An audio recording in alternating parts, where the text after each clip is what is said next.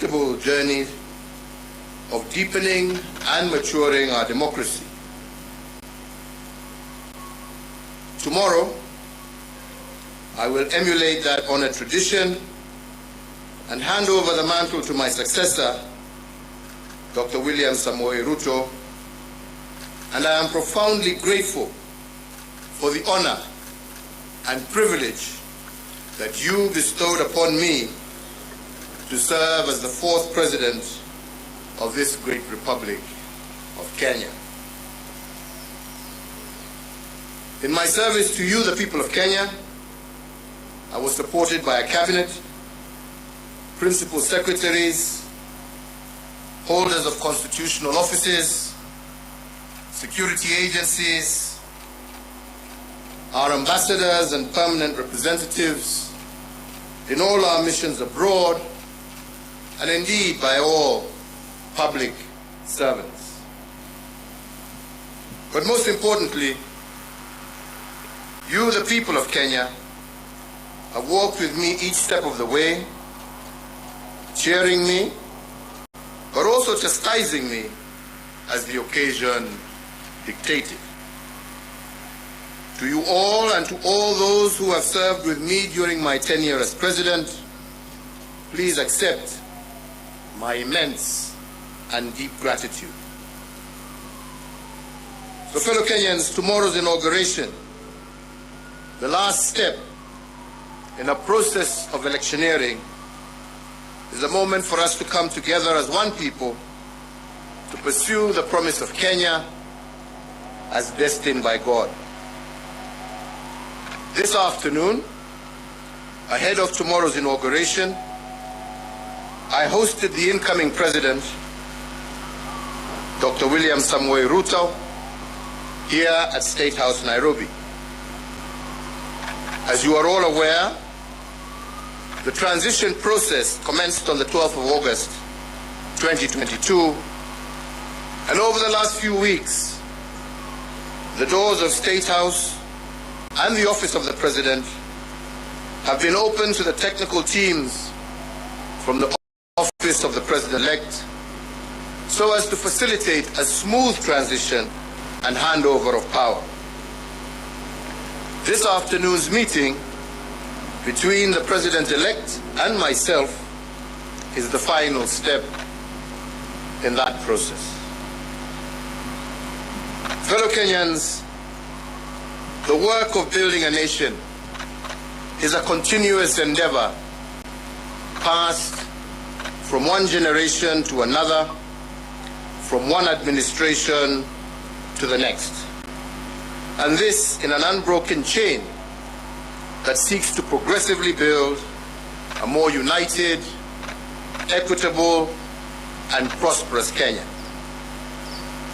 On my part, as head of state and government, I hand over leadership of a nation that has undergone consequential transformation over the last decade in every aspect of our national life.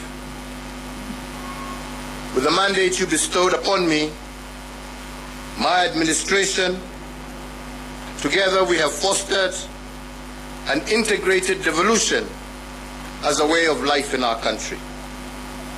We have reinforced our educational and technical excellence, and we have also successfully led the nation through the worst global health crisis in over a century.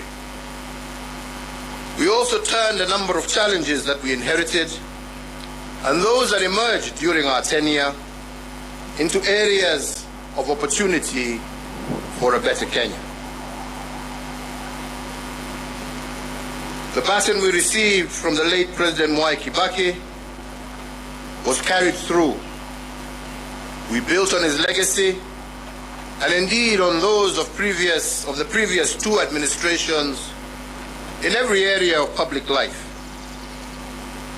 We built on the late President Daniel Arap Moi's love for education that was further built upon as free primary education by President Mwai Kibaki, and with the mandate that you gave me, we institutionalized free secondary education thus heralding a 100% transition from primary to secondary education. To further enhance the competitiveness of our workforce, we have placed the nation on a pathway to competency-based curriculum which institutionalizes a system that seeks to nurture creativity and innovation in our children. Aware that insecurity can break the chain of our national development and deter the realization of the national anthem's promise of plenty within our borders, we have built on the work done and created a much improved security environment. Critically, we muted the wave of terror attacks that had placed a stranglehold on our nation, reduced crime rates, and secured significant progress in terms of illicit trade in firearms and other long-standing security challenges. We achieved this by retooling our security organs and making them more capable to address the dynamic, contemporary security challenges that Kenya faces. To realize the dream of equitable development, we have fostered and given impetus to the devolved system of governance. In line with the 2010 Constitution, we institutionalized devolution and forever changed the face of Kenya. Through devolution, government is now much closer to the people, with Kenya shillings 2.5 trillion transferred by the national government to the counties from 2013 to date. Now Wananchi's needs can be heard and addressed in real time, and the funding transferred to counties can be better aligned to the priorities at the local level. With the mandate you gave us, we pursued the vision of previous administrations for greater economic integration within the East African region and led the push to admit the Democratic Republic of the Congo into the East African community. With this singular move, the East African Community Common Market grew by 90 million people, yielding an expanding market of 300 million persons and the consequent enhanced opportunities for Kenyan enterprises. Building on the place of pride earned by our forefathers, we fortified our global footprint.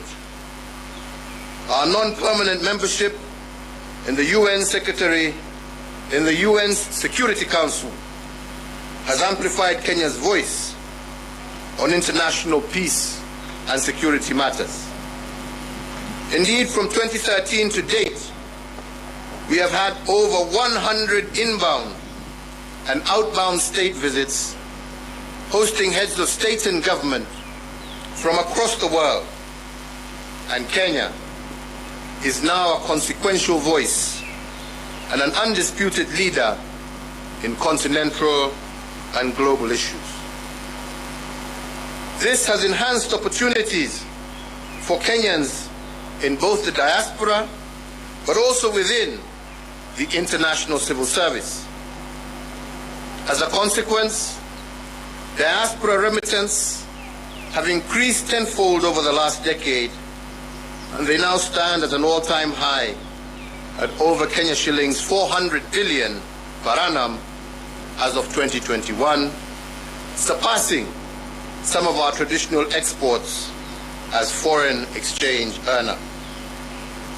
We have also built on the aspiration of the independence generation to foster inclusivity and gender parity. We have furthered the pioneering spirit of the second administration that elevated women leadership, and in an unbroken chain built on the progress made under the third administration, and we have vastly expanded women's participation in governance and significantly increased the number of women in cabinet and in senior ranks of government as well as our security organs. Indeed, we have built on President Mwai Kibaki's path-breaking investment in infrastructure. We hand over 11,500 kilometers of newly tarmac roads under our administration, doubling the number of kilometers constructed from the dawn of the Republic to 2013. My administration has upgraded Kenya's infrastructure in terms of roads, ports, bridges, fiber optics, power generation and transmission, and as a result, Kenya now stands out as an investment destination of choice and a continental as well as a global hub. In enhancing service delivery, with the mandate you gave us, we also transformed the way government services reach the Mwananchi. We did this through the introduction of Huduma Centers and the e-Citizen online platform, which together have made access to public services a fast and pleasant experience and not the toll that every citizen had to endure in the past to obtain basic services. Now passport applications, birth certificates, marriage certificates, business registration, driver's licenses, and so many others can be done online from anywhere in the world. As a digital government, we successfully transitioned from analog to digital television and radio, resulting in the country today being home to 130 TV stations, up from 14 in 2013, and 204 radio stations, up from 130 in 2013. These figures do not factor the massive expansion in the digital space that has seen many hundreds of thousands of Kenyans successfully monetize various digital communication avenues. I have immeasurable pride in having the magical tag of Made in Kenya affixed to a much wider range of products, and my administration has reinvigorated domestic manufacturing and diversified our exports of finished products.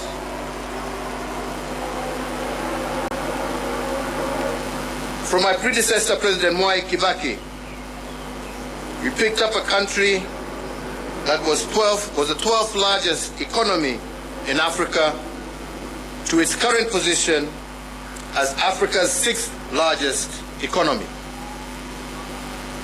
We have almost tripled the wealth of our nation from a GDP of 4.5 trillion in 2013 to close to 13 trillion currently.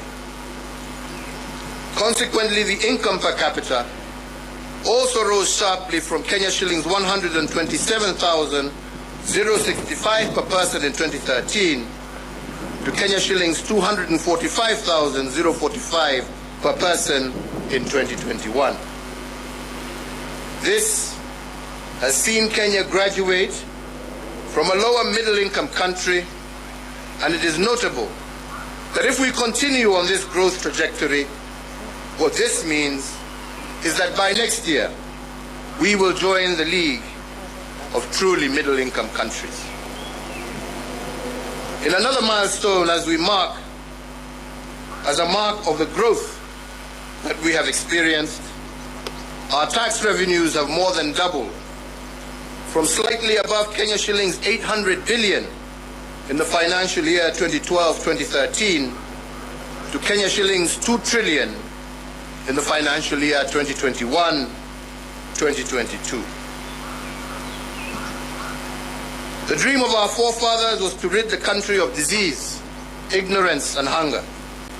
And to bring the nation closer to this goal, in addition to the educational gains I highlighted earlier, we have connected more than 13 million Kenyans to clean water and registered a 400% growth in the number of Kenyans issued with NHIF cards, with 17.1 million Kenyans currently issued, compared to 4.4 million issued as at April 2013. To enhance access to health care, we have constructed countrywide an additional 1,912 healthcare facilities across all levels of care, representing a 43% increase in the total number of public health facilities in the country. These facilities range from the recently commissioned modern state-of-the-art Level 6 Kenyatta University Teaching, Referral and Research Hospital to health centers and dispensaries at the village level. So, fellow Kenyans, every administration has added arrows to our national quiver in energy production. When I took the oath of office in 2013, Kenya's total grid was 1,300 megawatts. This now stands at 2,700 megawatts. But even as we doubled power production, we ensured that our exploits did not break the intergenerational chain of sustainable development. Thus, 80% of the power that Kenya generates is green energy, propelling Kenya to an unenviable position as a continental leader and a pioneering global role model in the generation of green energy. To share in this plenty with all Kenyan families, we have tripled the number of households with access to electricity by connecting an extra 6.3 million households, up from 2.3 million households in 2013. So I therefore hand over in an unbroken chain a country that has connected more people to electricity, more homes to electricity than any other country in Africa over the last decade. We also heeded that intergenerational call to be conscious, to conserve our heritage and splendor so as to pass it on to future generations in as good a state as it was given to us, if not better. We have done this by leading a planting campaign where 1.34 billion trees have been planted, moving our forest cover from 6.99% in 2013 to 8.83% in 2022, and increasing our tree cover from 12.3%, thus surpassing the set constitutional threshold of 10% in a record 5 years. As a result of our conservation efforts and other legal and institutional reforms, we have also recorded the lowest levels of poaching in our nation's history, and thus registering the highest wildlife population for our Big Five and a majority of other wildlife species that share Kenya with us. So, fellow Kenyans, while we have made remarkable progress, it is also important that I note and appreciate that building a nation is a journey. There is still much more to be done to move our nation to the next level of development towards realizing our Vision 2030. And the fourth administration, which I had the privilege to lead, has built on the foundation laid on others, upon which the fifth administration can also build. So, fellow Kenyans, let me conclude by saying that to serve one's country is the greatest honor any citizen can receive. It is a sacred trust, and it has been an immense privilege that I have not taken for granted. I thank you all for the immense opportunities you have awarded me to serve in various public roles over the last 2.5 decades. which have included, amongst others, Chairman of the Kenya Tourism Board, Member of the Jomo Kenyatta University Council, Chairperson of the Disaster Emergency Response Committee, a Member of Parliament for Gatundu South, a Cabinet Minister serving in the Ministries of Local Government, the Ministry of Trade, the Ministry of Finance, the Leader of the Official Opposition, Deputy Prime Minister, and as the President of this Republic for the last 10 years. In all the work I have done as President, and in every presidential decision I have made, and in every executive action I have taken, in every bill I have proposed and assented to, I have been guided by the dream of our forefathers, and that is the dream to eliminate poverty, ignorance, and disease, and to improve the quality of life of all Kenyans, and to create conditions for everyone to achieve their dreams. As a hallmark of our democracy, therefore, I will tomorrow, before God and you, my fellow countrymen, hand over the instruments of power to our new president at the Moi International Sports Center, Kasarani. And with that, the fourth administration will come to an end, and the tenure of the fifth administration will begin. My entire family and I join all Kenyans in wishing the very best to our next president, Dr. William Samoei Ruto, and extending to him our warmest congratulations for receiving the mandate of Kenyans to lead us as our fifth president.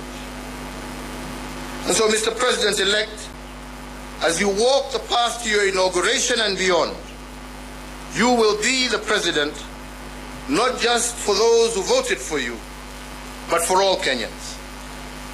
In the prophetic words of our national anthem, we are summoned to purposefully dwell in unity, peace, and liberty, working hard and together so that plenty may be found within our borders. I therefore wish and pray for your success, as your success will be Kenya's success. I thank you all. May God bless you, and may God bless this great Republic of Kenya. Asante sana.